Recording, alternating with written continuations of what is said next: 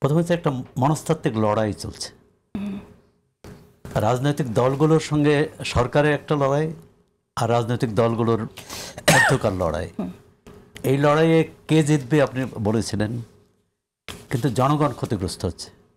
এই যে উদ্বেগ, উৎকণ্ঠা, চিন্তা, তারপর নির্বাচন হবে কি হবে না, এবং অর্থনীতির যে দুরবস্থা, সবটা মিলে বলবো এটি যতদিন চলতে থাকবে জনগণ আরও ক্ষতিগ্রস্ত হবে।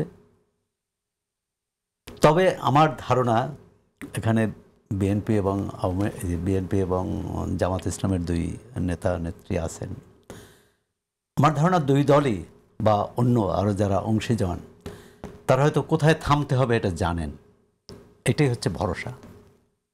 যদি এটা না জানেন তাহলে ভবিষ্যতে সংকট ঘনীভূত হবে। সেটা শুধু নির্বাচন নিয়ে সংকট না, নির্বাচন নিয়ে প্রশ্ন মানে অনিশ্চয়তা না, আরও অনেক কিছু অনিশ্চয়তা, যদি তারা থামতে না যায়। এখন দুই দলই বলছে যে সরকার ঠিক করুক, সরকারই সিদ্ধান্ত দিক, যেহেতু তারা পারছেন না। জামাত ইসলামে অবশ্য আগে থেকে আলোচনার আহ্বান জানিয়েছিলেন বিএনপিকে, কিন্তু বিএনপির বক্তব্য যে সরকার আহ্বান জানাক, অর্থাৎ সরকার প্রতি এখনও আস্থা আছে। এবং জামাত ইসলামও কিন্তু বলে নাই যে তার আস্থা নেই।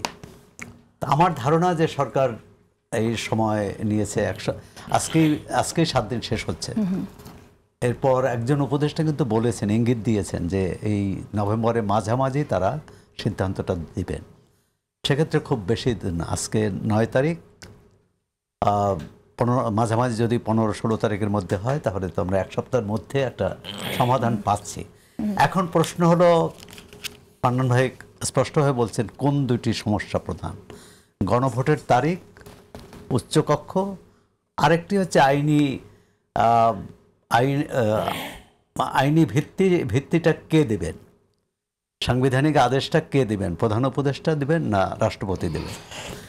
বাংলাদেশে যা কিছু হয় রাষ্ট্রপতির নামে, কিন্তু রাষ্ট্রপতি নিজে কিন্তু কিছু করেন না, একমাত্র প্রধান বিচারপতির নিয়োগ এবং প্রধান মন্ত্রী বা প্রধান উপদেষ্টার নিয়োগ ছাড়া। যার নামেই হোক, এটা নির্বাহী বিভাগেরই কিন্তু নির্বাহী বিভাগের যে প্রধান, তারই এখতিয়ার, তারই কর্তৃত্ব। সুতরাং এখানে যদি কোনো একটা আবেগের ব্যাপার থাকতে পারে, তরুণরা বিশেষ করে এটা বলছে রাষ্ট্রপতির নামে হওয়া উচিত নয়, সে আবেগকে সম্মান জানায়, কিন্তু আদালত কিন্তু সব আবেগের ঊর্ধ্বে, তারা কিন্তু আইন দেখবে। এবং এই সরকার কিন্তু এই সংবিধান মেনেই শপথ নিয়েছে, সংবিধানের প্রতি তাদের অঙ্গীকার আছে, সংবিধান রক্ষার। আপনার কি মনে হয় যে গণভোটে যদি হ্যাঁ জয়যুক্ত হয়, এবং সেটাই হওয়ার কথা, হ্যাঁ জয়যুক্ত হলে তাহলে এই যে আপনি বলছেন যে আদালত আবেগকে দেখে না, তাহলে ভবিষ্যতে প্রশ্ন করার কোনো আর সুযোগ থাকবে না, সেই ঝুঁকি কি তাহলে পার হয়ে যাওয়া যায় কিনা? গণভোটের প্রশ্নটা পরে আসছে, আমি যেটা বলছি সাংবিধানিক আদেশটা কে দেবে। না, আমি সেটাই বলছি, সাংবিধানিক আদেশ যদি প্রধান উপদেষ্টা দেন এবং তারপর যদি গণভোটে যাওয়া হয়, সেক্ষেত্রে গণভোটে হ্যাঁ জয়যুক্ত হলে তখন কি আসলে প্রধান উপদেষ্টা যে দিয়েছেন এই আদেশটা, সেই যে একটি প্রশ্ন তোলার যে ভবিষ্যতে একটা আশঙ্কা, সেটা কি এড়ানো যায় কিনা? এখনই হচ্ছে না। সেই আদালতের চ্যালেঞ্জ হলে কিন্তু সেটা জাতীয় সংসদ নির্বাচনের পরে হবে। এমনকি আরেকটি সংশয় আছে, যেটা জামাত এবং অন্যান্য দলের পক্ষ থেকে বলা হয়, আপনি গণভোট পাশ হলো, এবং বিএনপিও বলেছে, বিএনপির নেতারাও বলেছেন গণভোট হলো, এর পক্ষেই হাই জয়যুক্ত হলো গণভোটে, কিন্তু পরবর্তীকালে এটি জাতীয় সংসদে যদি অনুমোদন না হয় এই গণভোটের পক্ষে, তাহলে সেটি চূড়ান্ত বিচারে সেটা অনুমোদিত বলে ধরা হবে কিনা। বা জাতীয় সংসদ আরেকটি যে বিষয়টি নিয়ে আরেকটি বিষয়ে বিতর্ক আছে, সেটা হলো জাতীয় সংসদ কি করবে। জাতীয় সংসদ তো সার্বভৌম, যে জনগণের ইচ্ছার প্রতিফলন। এখন এটা একটা গণ অভ্যুত্থানের মধ্য দিয়ে এসেছে, সেটা হলো এক ধরনের ইচ্ছা। আর আপনি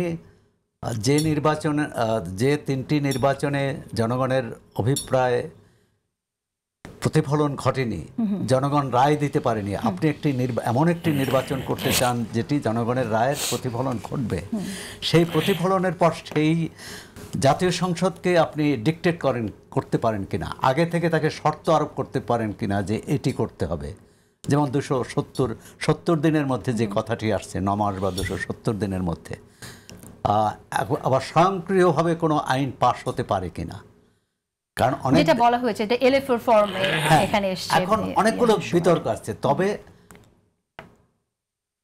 গণ অভ্যুত্থান তো এইসব বিতর্ক, এইসব আইনি ব্যাখ্যা দিয়ে হয়নি, জনগণের স্বতঃস্ফূর্ত অংশগ্রহণে, রাজনৈতিক দলগুলোর অংশগ্রহণে, ছাত্র নেতৃত্বের অংশগ্রহণে এটি হয়েছে।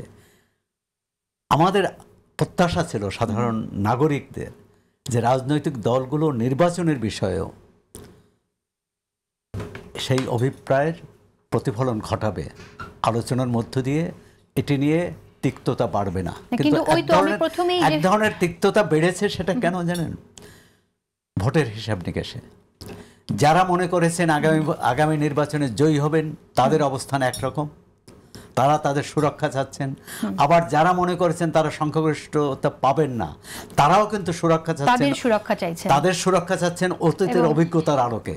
কারণ বাংলাদেশে যিনি জয়ী হন সবকিছু তার দখলে থাকে, যিনি এক ভোট কম পান বা একটি আসন কম হয়, তিনি যদি বিরোধী দলে থাকেন তার হয়তো কিছুই থাকে না।